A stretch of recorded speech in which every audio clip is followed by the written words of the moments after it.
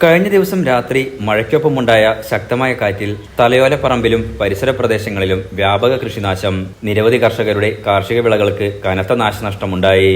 തലയോലപ്പറമ്പ് കളത്തിൽപ്പറമ്പിൽ പ്രകാശൻ സ്വന്തം പുരയിടത്തിലും പാട്ടത്തിനുമെടുത്ത് കൃഷി ചെയ്തിരുന്ന 3 ഏക്കറിലെ 350ഓളം കുലച്ച ഏത്തവാഴകൾ ഒടിഞ്ഞു വീണു. 6 മാസം പ്രായമായ വാഴകളാണ് നശിച്ചത്. 1,20,000 രൂപയുടെ നഷ്ടമുണ്ടായി.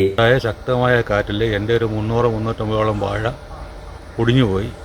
2 മാസം കൊണ്ട് വിളവെടുക്കാവുന്ന കൊലകളായിരുന്നു. 500 കിട്ടുന്നതാണ്.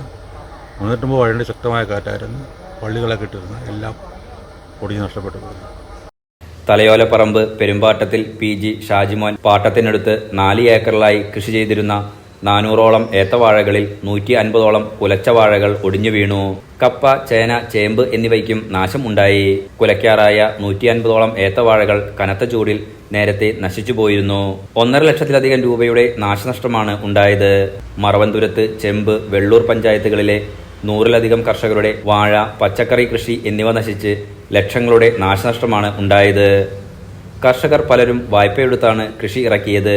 നാശനഷ്ടമുണ്ടായ കൃഷിയിടങ്ങൾ വില്ലേജ് കൃഷിഭവൻ അധികൃതർ സന്ദർശിച്ചു. ശക്തമായ കാറ്റിൽ മരങ്ങൾ കടപുഴകിയും ഒടിഞ്ഞും വീണും വീടുകൾക്ക് നാശനഷ്ടമുണ്ടായി.